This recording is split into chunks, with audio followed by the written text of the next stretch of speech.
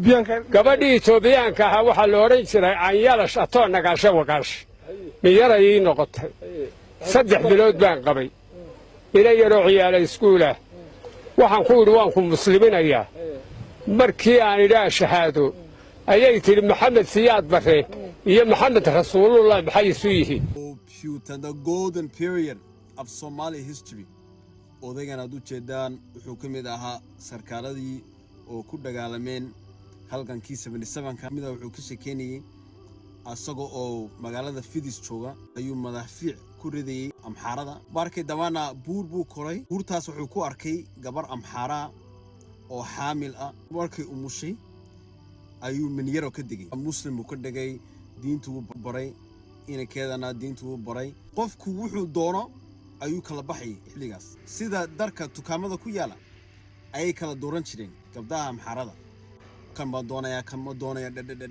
so basically waxa uu ka sheekeyn jiray inta uu guursaday imika lives a good life xilligaas 1978 gabdhaha amxaarada oo Addis Ababa ku nool waxay moodayeen Soomaalidu wadanka oo dhan ay qabsan doonaan waxay wada iibsanayeen darka Soomaalida dira subeeci guntino inaga waxaan diyaar u nahay inaan Soomaali noqono. Can you imagine? So they was getting ready for the colonization of Ethiopia. You have to understand.